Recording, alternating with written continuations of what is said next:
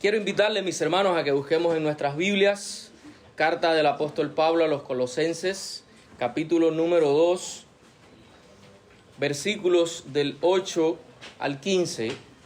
Carta del apóstol Pablo a los Colosenses, Nuevo Testamento, capítulo 2, versículos del 8 al 15.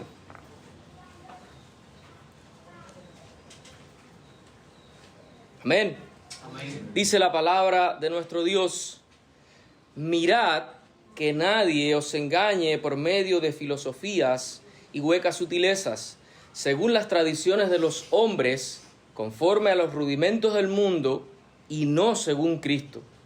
Porque en él habita corporalmente toda la plenitud de la deidad, y vosotros estáis completos en él, que es la cabeza de todo principado y potestad.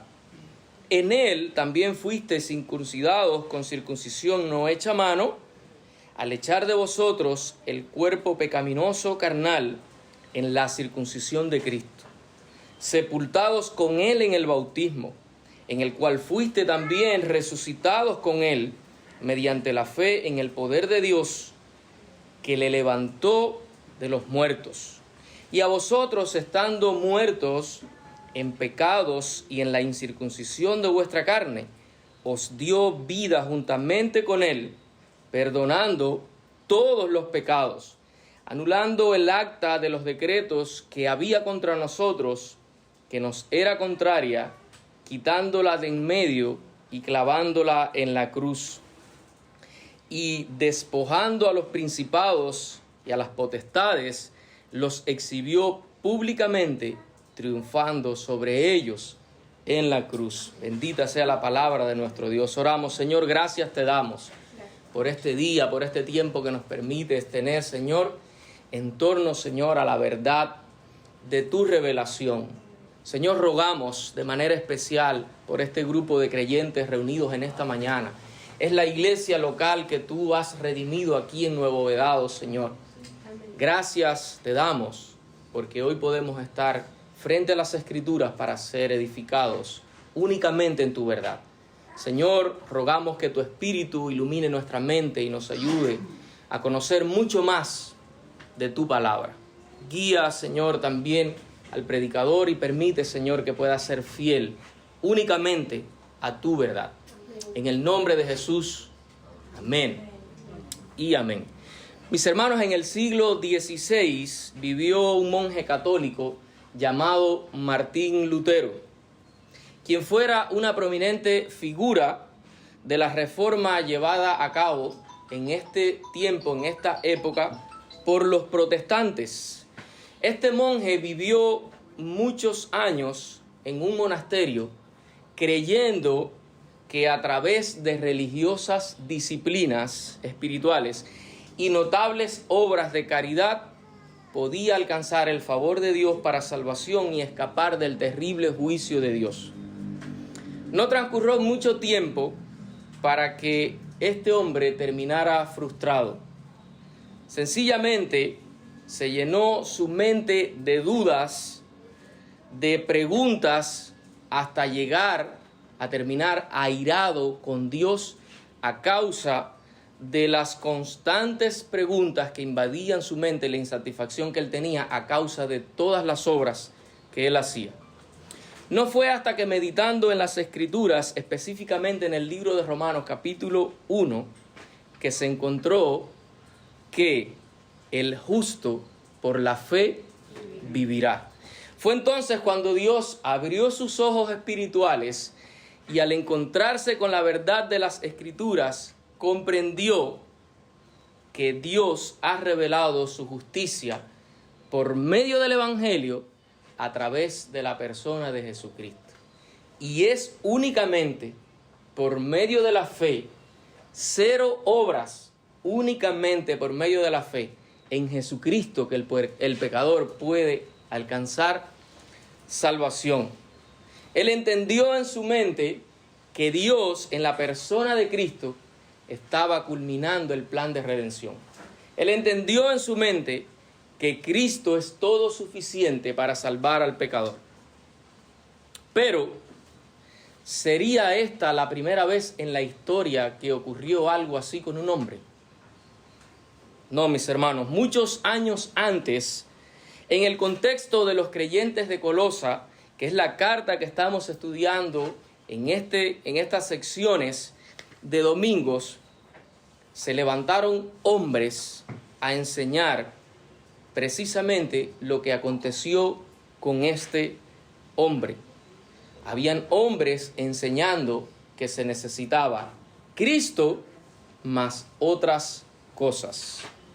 Y es precisamente el escritor de la carta a los romanos con la cual Martín Lutero fue iluminado, que ahora a través de esta carta les advierte a los colosenses de cuidarse de esto mismo. Y podemos entenderlo a la luz de la verdad que hemos de conocer en esta mañana, en el capítulo 2, versículos del 8 al 15. En Cristo estamos completos. No nos dejemos arrastrar por el error. Escuche bien, mi hermano. En Cristo estamos completos. No nos dejemos arrastrar por el error. Si recordamos parte de las verdades que hemos venido conociendo en esta serie de domingos, podemos encontrar que Pablo anhela que estos colosenses sean llenos del conocimiento de la voluntad de Dios para que puedan conducirse como es digno del Señor. Estuvimos viendo también por medio de las Escrituras y por medio de los expositores que esto es únicamente posible a través de Jesucristo, quien los ha librado de la muerte, de la condenación, de las tinieblas, y por medio de su sangre, hoy el pecador tiene perdón. Pero ese mismo, el Cristo que hemos estado viendo, es aquel primogénito de la creación, es aquel que es la cabeza de la iglesia, como testifica Pablo, pero además tiene la preeminencia en todo. Ese los ha reconciliado, les está diciendo Pablo a los colosenses, para presentarlos santos, irreprensibles, sin mancha, delante de él. Pero ese mismo Cristo, como estuvo predicando nuestro hermano pastor Arner el domingo pasado, es la esperanza de gloria para nosotros los gentiles. Amén.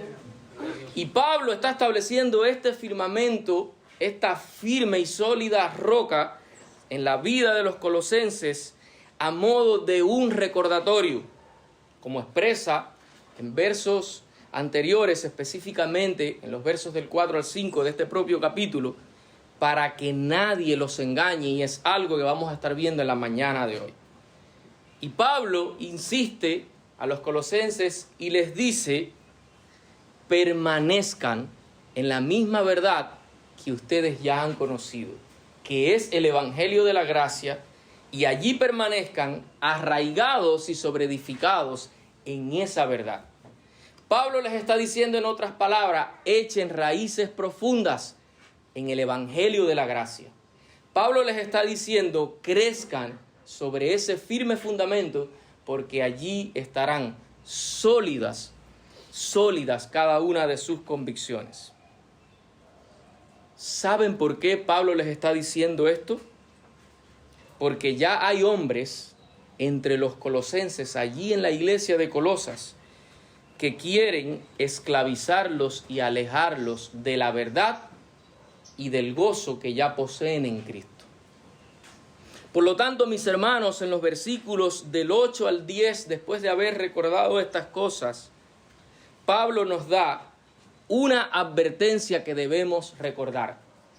En los versos del 8 al 10, Pablo nos trae una advertencia que nos hará recordar. Ante este eminente peligro, el apóstol Pablo les dice a partir del verso 8, y quiero que podamos fijar nuestra atención en ese primer imperativo: mirad que nadie os engañe.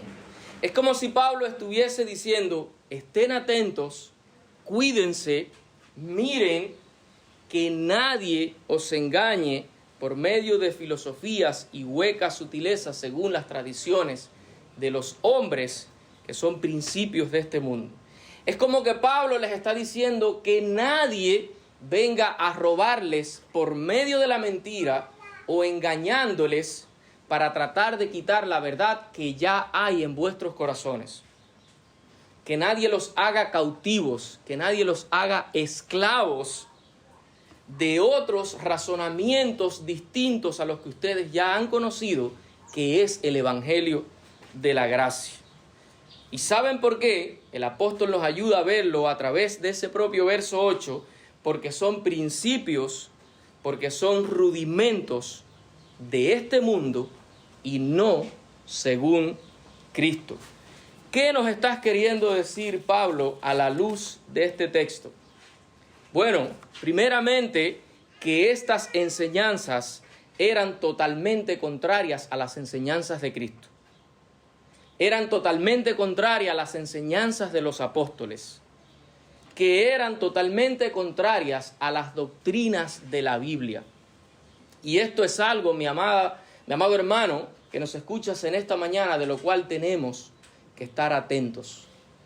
Toda enseñanza que sea diferente al Evangelio, toda enseñanza que sea diferente a la doctrina de los apóstoles, a la doctrina, al fundamento que estableció Cristo, atentos y no nos dejemos engañar por ellas. Estas enseñanzas, como testifica el apóstol Pablo, estaban basadas en mandamientos de hombres que pretendían a través de ciertas disciplinas espirituales ganar el favor de Dios para salvación.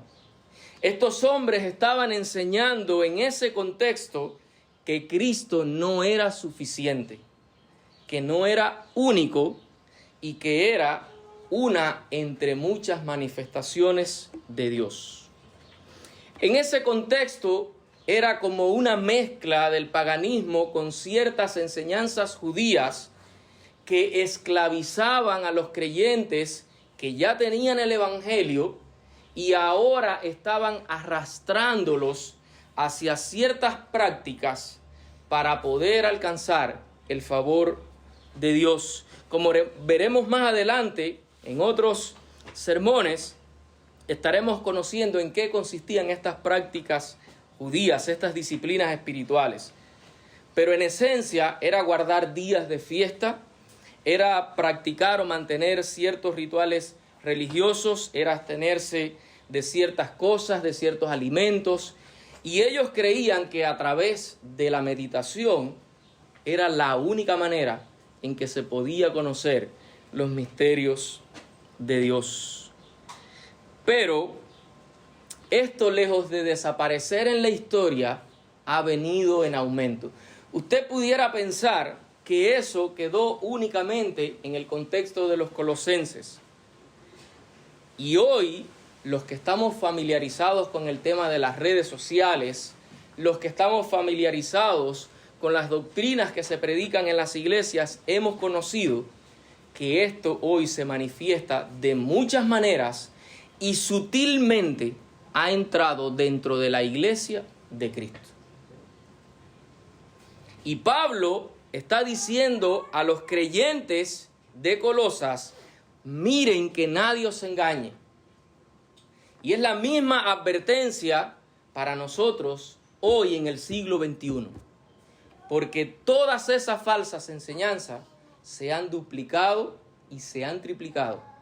Y ahora de una manera más sutil están entrando a la iglesia. Miren, iglesia de Nuevo Vedado, que nadie venga a engañarlos con enseñanzas diferentes a las que Cristo y sus apóstoles nos han dado. Y pudiera pensarse, a la luz de lo que estamos leyendo, que estas advertencias son únicamente para los creyentes de Colosas. Y esto trasciende toda la historia, trasciende a los colosenses. Son las mismas advertencias para nosotros hoy, reunidos en esta mañana. Y tú pudieras decirme: bueno, amado pastor, ¿cómo yo puedo saber si estoy siendo presa, si estoy siendo arrastrado por estas falsas o vacías enseñanzas? Quiero mencionarte algunas cosas para que podamos tener idea en nuestro contexto cómo estas falsas enseñanzas pueden arrastrar a hombres. Y pudiera revelarse de la siguiente manera: cuando estás siendo persuadido a encontrar mediante tu propio intelecto o a través de experiencias espirituales aquellas cosas que solo pueden ser conocidas por medio de la revelación divina. Si no conoces los idiomas originales en los cuales se escribió la Biblia, tú estás privado de entender la revelación de Dios. Así hay gente enseñando hoy. Si tú no has experimentado el hablar en lenguas, tú no has sido bautizado por el Espíritu Santo. Si tú no has experimentado la caída del Espíritu, Él no habita en ti. Si tú no has hecho 40 días de ayuno consecutivos en entrega al Señor, tú no sabes lo que es tener comunión con Dios. ¿Y sabes por qué no prosperas ni espiritualmente ni económicamente? Porque estás en pecado. Esto pudiera parecerte ilógico, pero hoy esto se enseña en muchas iglesias. Cuando exaltamos la razón humana por encima de Dios, terminamos adorando la criatura y no al Creador. Y con esto quiero pensar específicamente en la exaltación desmedida a predicadores, teólogos, pastores, conferencistas o escritores. Y no está mal, porque Dios nos los ha regalado para que podamos tener un mejor entendimiento de la teología, de la historia, de los misterios de Cristo. Pero ¿dónde está el peligro cuando les exaltamos de manera desmedida y nos vamos detrás del intelecto humano, detrás del hombre, y adoramos más la criatura que al Creador que le ha dado esa sabiduría? Otra de las maneras en que podemos ser arrastrados y presa de esto que el apóstol nos está advirtiendo en nuestro contexto hoy es cuando jactanciosamente presumimos del intelectualismo. ¿Pudieras decirme a qué suena esta palabra? Es cuando presumimos de los grados académicos, de los títulos, de los cursos, de los tantos años de éxito ministerial. Es cuando exhibimos públicamente o presumimos de nuestras obras como el fruto de ser creyentes. Y cuando pensaba en esto, recordaba o traía a mi mente una imagen que vi hace unos días en Facebook como un recordatorio de algo que ya había visto hace aproximadamente unos 3 o 4 años, de una multitud de creyentes arrodillados en las calles de una ciudad. Creo, si no me falla la memoria, que esto fue en Guantánamo. Era toda una multitud de creyentes arrodillados orando en las calles. ¿Estamos diciendo que está mal orar? No. Lo que no creo que sea la enseñanza correcta que nos dio Jesús cuando nos dijo: cuando vayan a orar, entra a tu aposento. No hagan esa exhibición pública, porque vuestro Padre, allí en lo secreto, escucha y recompensará en público. Amén. Pensaba también en estos ministerios cuando a veces cuelgan en las redes sociales toda esa cantidad de fotos de obras de misericordia que hacen en barrios, en otras iglesias, como exhibiendo los frutos del evangelio. No está mal, pero ojo con las intenciones con que esto se hace. Pensaba también, venía a mi mente en nuestro contexto, cuando comienzas a desviarte tras la enseñanza de que Jesús es Salvador, pero no es Dios. Y eso se enseña en las iglesias hoy. Se enseña que Jesús cumplió los requisitos como Mesías, pero hay que seguir guardando la Torá.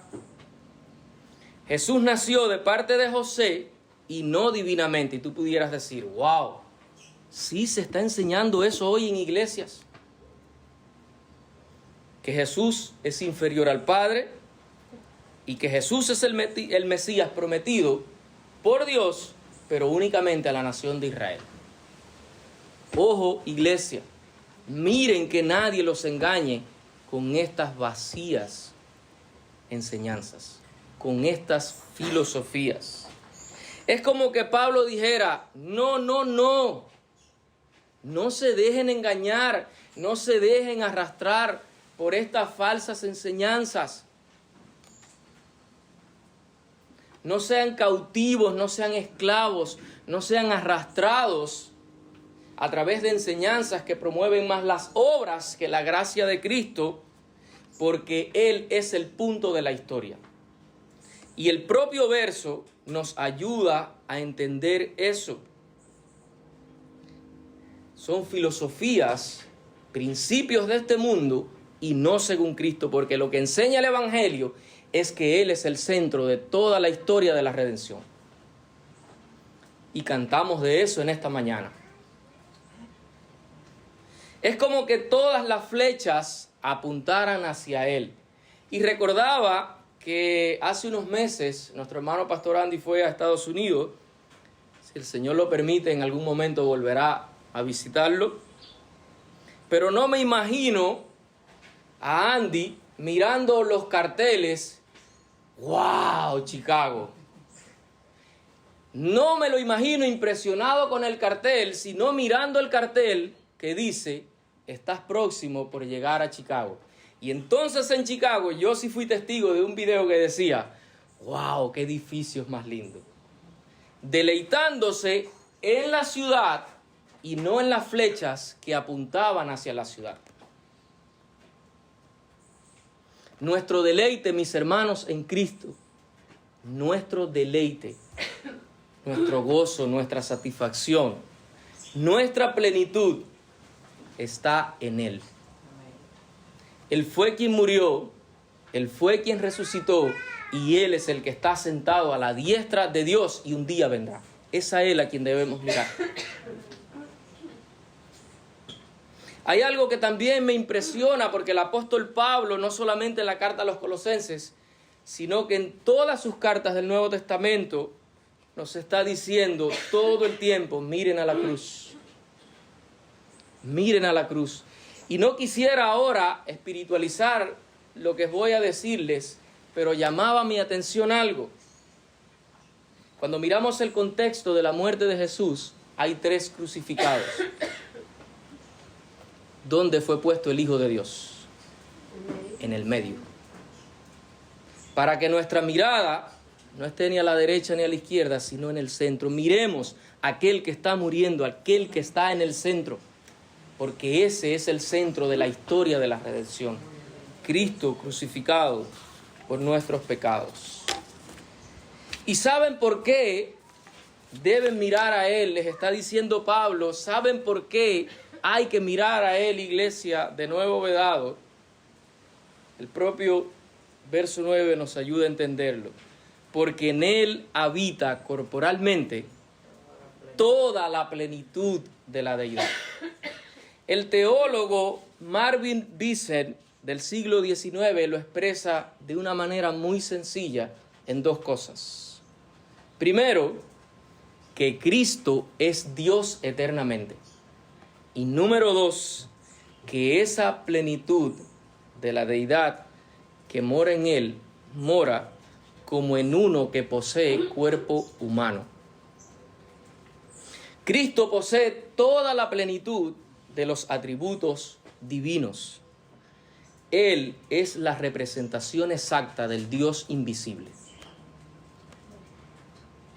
Recuerdo cuando hablaba con sus discípulos, Felipe, muéstranos al Padre. ¿Cuál fue la respuesta de Jesús?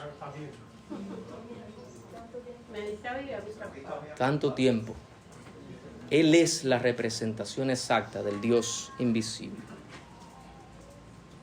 Y Pablo les dice a los colosenses, después que ha establecido todo este argumento, desechen esto, miren aquí, porque Él es ese Dios. Y les dice, pero ustedes, vosotros, estáis completos en Él. ¿Qué no significa estar completo en Cristo o tener la plenitud de Cristo? Bueno, esto no significa que en el creyente habite la plenitud de la deidad, porque eso ocurrió una sola vez. ¿Sabe lo que sí significa de que estamos completos en Cristo? Que ahora todo creyente regenerado, todo verdadero creyente, tiene lo necesario para la vida y para la piedad. Todo lo que necesitamos como creyentes para la salvación, para la vida, lo tenemos en Cristo y también para vivir piadosamente. Spurgeon nos ayuda a entenderlo de la siguiente manera. Estar completos en Cristo significa estar completos sin la ayuda de ceremonias judías, sin la ayuda de la filosofía, sin la ayuda de los inventos de la superstición y sin la ayuda de los méritos humanos. Para sellar sus argumentos, el apóstol Pablo añade uno más. Es en quien ustedes están completos, que es la plenitud de la deidad. Ese es la cabeza de todo principado y potestad.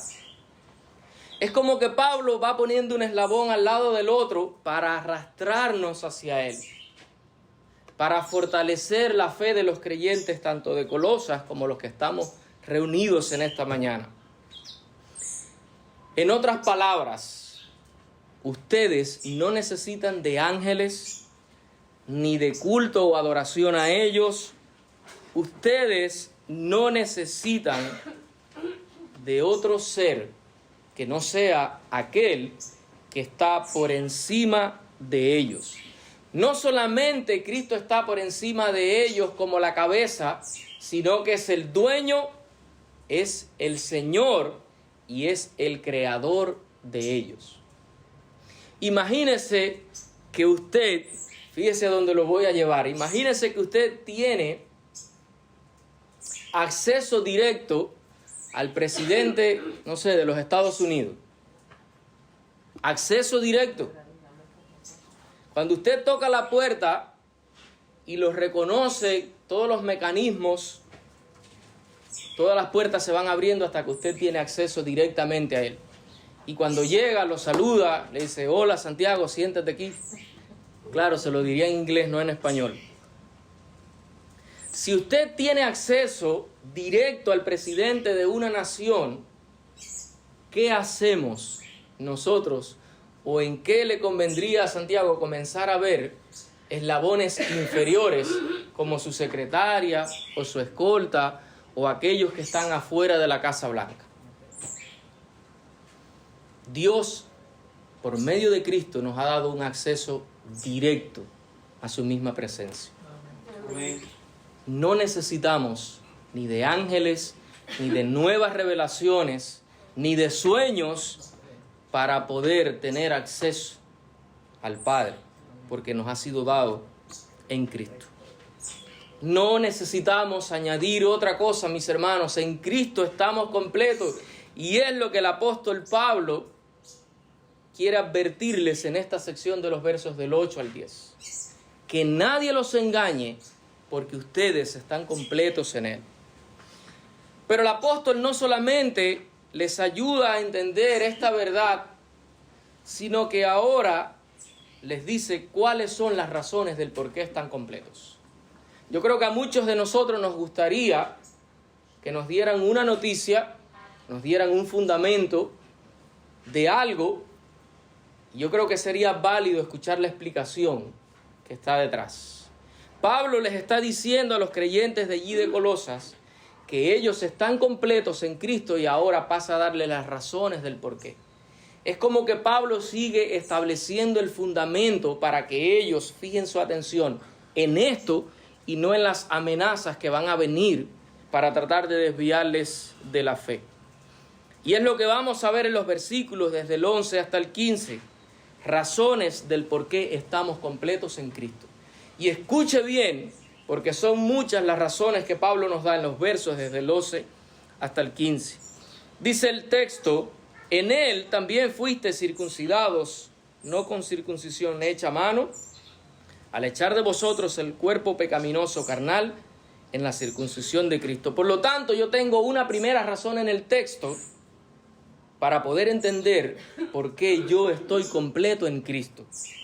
Y dice el apóstol Pablo que fuimos circuncidados en él. Para poder entender esto, yo necesito recordar, o tal vez conocer por primera vez, en qué consistía la circuncisión.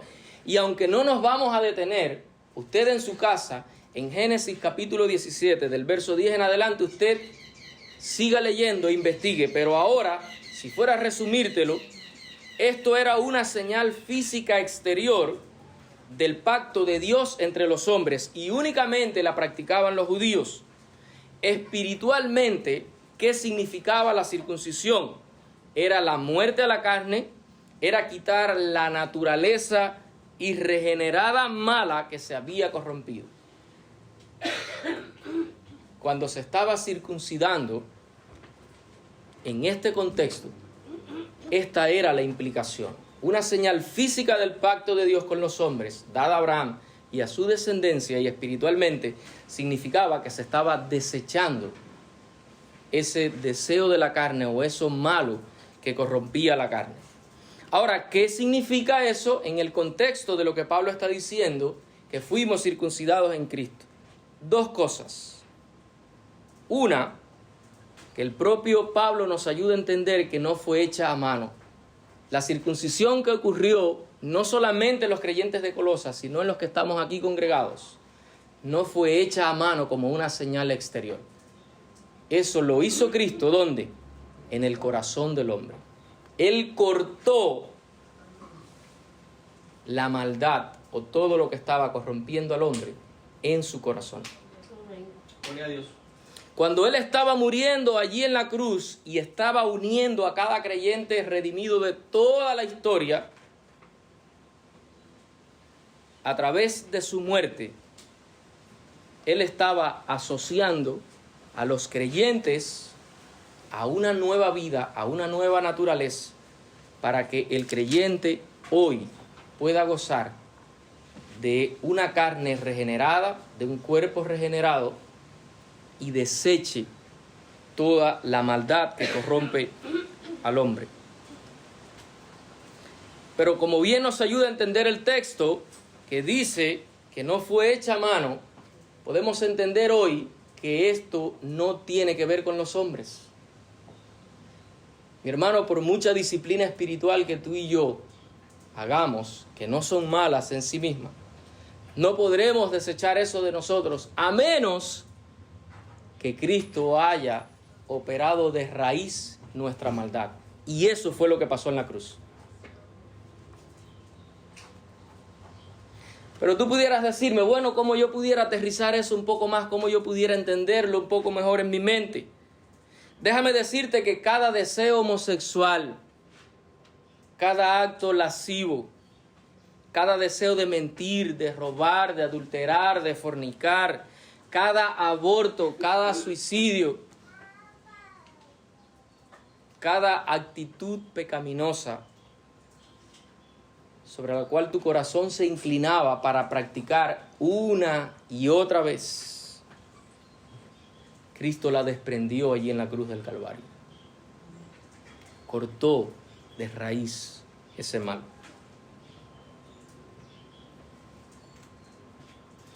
Su obra es suficiente para cortar toda contaminación de sus verdaderos hijos.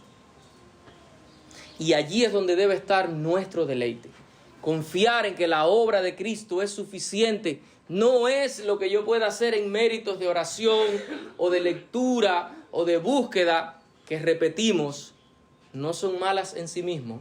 Pero cuando fijamos la mirada únicamente en eso y obviamos la suficiencia de la gracia de Cristo, estaríamos siendo arrastrados detrás de lo que Pablo está advirtiendo. Es por eso que con gozo en la mañana nosotros levantamos las manos al cielo y nos deleitamos en lo que estábamos cantando. tu gracia, tu suficiencia, la cruz, la vida que me diste, es porque todos los méritos se los lleva Él. Quiero hacerte una pregunta a la luz de esto que estamos viendo. ¿Tu corazón se sigue inclinando hacia estos actos pecaminosos? ¿Tu corazón se sigue inclinando hacia estas disciplinas espirituales en vez de correr a los pies del Salvador?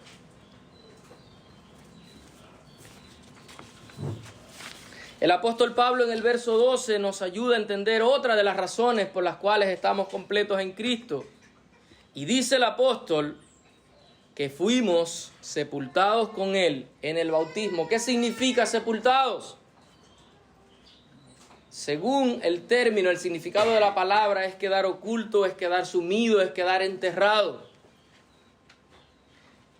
El apóstol nos ayuda a entender ahora y nos está ayudando a ver a los colosenses que cuando ellos fueron sepultados en el bautismo de Cristo, cuando fueron allí a las aguas a ser bautizados, ellos estaban muriendo a los deseos de la carne y de este mundo. Y algo que ya pasó en el corazón ahora se está exteriorizando por medio del bautismo. Pero no solamente es ir a las aguas del bautismo, y no he visto todavía ningún creyente que haya quedado sumergido en las aguas, sino que cuando usted es sumergido, también es que levantado como una señal de que hay una regeneración en su vida. En la resurrección de Cristo entre los muertos, usted está unido a Él, porque está siendo llamado a una nueva vida. Y el apóstol nos ayuda a entender esto también a la luz del propio verso número 12. Dice, en el cual también fuisteis resucitados con Él mediante la fe por el poder de Dios. El mismo poder que levantó a Jesucristo de entre los muertos, les está diciendo Pablo a los colosenses. Ese es el mismo poder que les levantó a ustedes y les levantará en el día postrero para la gloria de Dios Padre. Mis hermanos amados, la palabra de nuestro Dios nos llama a la luz de estos versos a que fuimos muertos al pecado junto con Cristo, pero también fuimos levantados para una nueva vida. ¿Cómo estás llevando eso? ¿Hay frutos en tu vida que dan evidencia de esta verdad?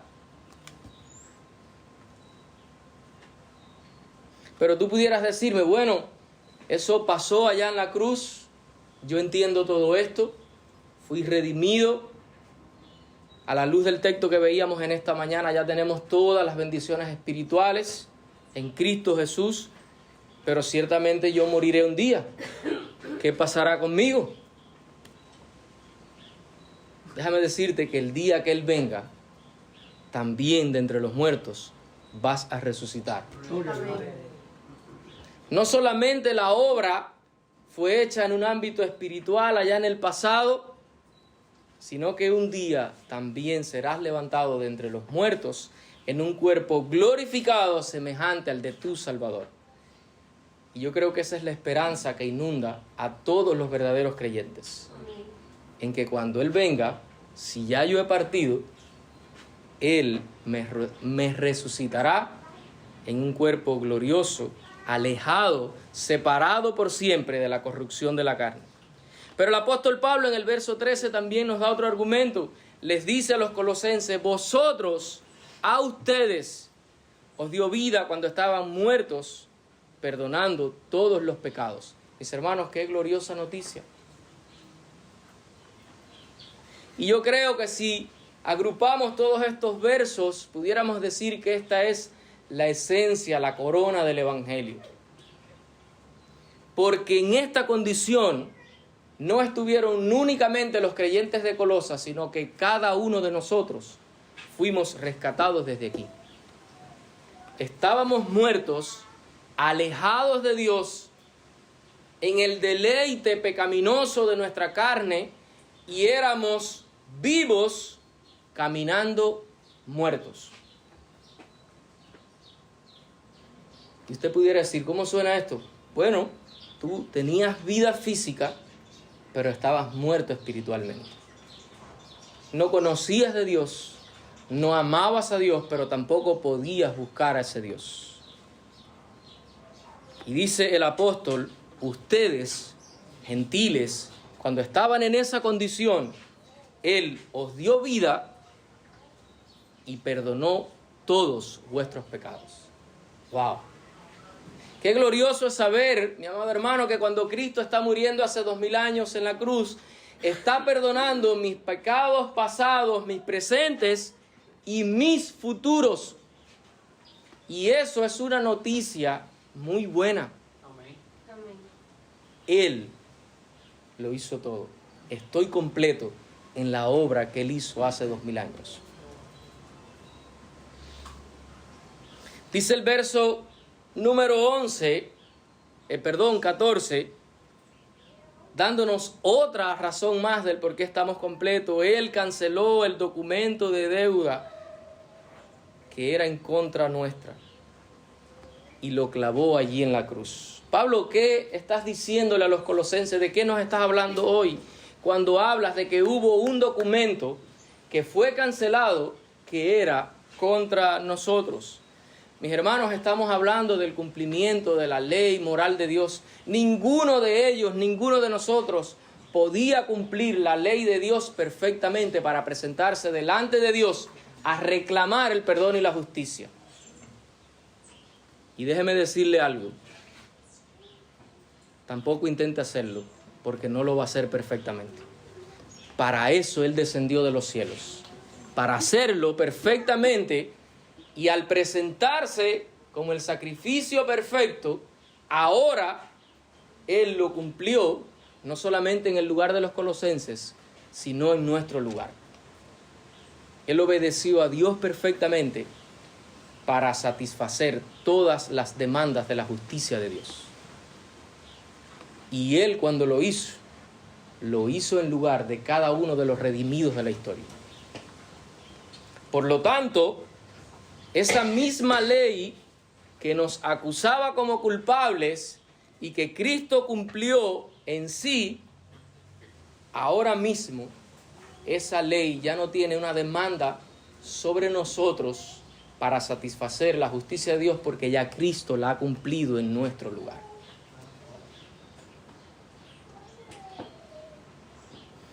Pero también el texto nos ayuda a entender que lo hizo públicamente.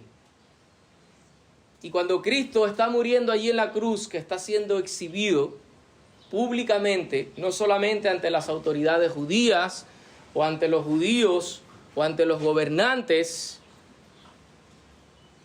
sino que cuando Él se está exhibiendo públicamente para morir en lugar del pecador, Él estaba poniendo un aviso, un anuncio, que dice que ahora el acreedor ya no tiene una demanda para reclamar a su deudor. ¿Cómo pudiéramos entender esto? Vamos a imaginarnos que Albert le debe a Santiago una gran cifra de dinero. Y viene nuestro hermano Enrique y le dice a Albert, aquí está lo que él te debía, la deuda queda saldada. Albert no puede reclamar más a Santiago acerca de su deuda porque ya ha sido pagada.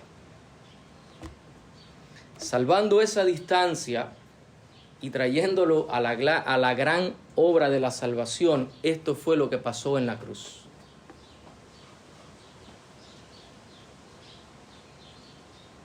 Él satisfizo todas las demandas de la ira de Dios sobre nosotros.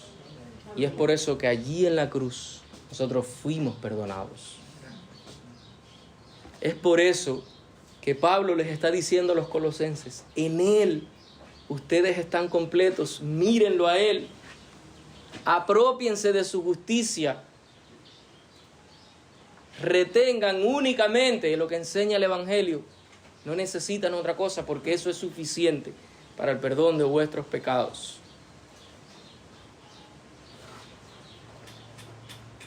Hay muchos que olvidan en sus sermones, o tal vez a la hora de hacer su teología en su mente, lo que Cristo dijo allí en la cruz. Una de sus palabras, tetelestai. ¿Sabes qué significa? Completado todo. Todo está completo. No hay nada más que añadir. La obra estaba siendo completada en Cristo Jesús. No hay deudas, sí reconciliación. No hay condenación, sí eterna vida. Y eso es lo que tenemos los creyentes a nuestro favor. Únicamente en la persona de Jesús. Y por último, el apóstol nos lleva ahora, a la luz del verso 15, a una última razón del por qué estamos completos en Él. Y dice que Jesús despojó a todo principado y a toda potestad, exhibiendo públicamente su triunfo en la cruz. Significa, mis hermanos, que la obra de Jesucristo, su muerte, su sepultura, su resurrección y su ascensión, lo estaban coronando a Él como Rey victorioso. Cuando muchos lo estaban mirando como el derrotado, porque estaba muriendo, porque no se podía bajar, porque sanó a multitudes y ahora está colgando en una cruz como un derrotado, esa obra que Cristo estaba haciendo lo estaba coronando como el Rey victorioso. Y por eso Pablo, inspirado por el Espíritu y con toda la autoridad divina, dice que Él, cuando resucitó de entre los muertos, los despojó de toda autoridad. Y esto lo hizo públicamente. Pensamos tal vez en un general, cuando hemos visto películas o hemos leído libros, en un general que va con su ejército contra su enemigo, vaya a su ciudad o al campo de batalla y lo derrota, y viene y exhibe a todos sus enemigos delante de su pueblo para que vean cómo fue derrotado, y trae todos los despojos para exhibirlos como el premio de su victoria. Cuando Jesús estaba muerto allí en la tumba, según Efesios, el propio Pablo explica que Él descendió a las profundidades más bajas de la tierra, del infierno. Y allí se mostró ante todos los que están esperando el juicio condenatorio de Dios, se exhibió como resucitado de entre los muertos. La muerte no lo pudo retener. Y eso, mis amados hermanos, fue puesto a nuestro favor. Toda autoridad que tenían estas potestades y Satanás mismo, y aún la muerte, le fue quitada. Y tú dirás, bueno, sí, todo eso funciona bien, lo escucho, pero ¿y qué tal el día que yo muera? Vuelvo a recordarte lo que te decía hace unos instantes. Un día Él vendrá por segunda vez y los muertos en Cristo resucitarán para vida. Amén. Los que no, a la condenación eterna.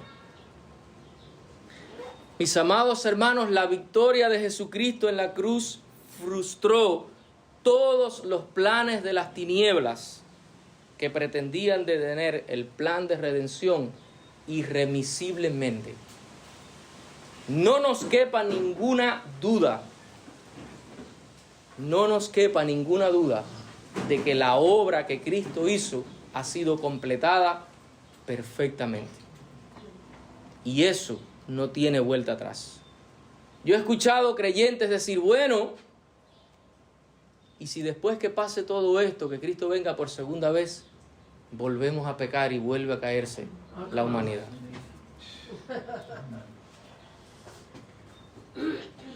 Las Escrituras nos dan la convicción de que nunca más entrará en esa ciudad ni la muerte, ni el dolor, ni la corrupción. Y eso es una gloriosa noticia. Es por eso que nosotros debemos mirar a la obra de Cristo completada en favor, en virtud de los creyentes. Mis amados hermanos,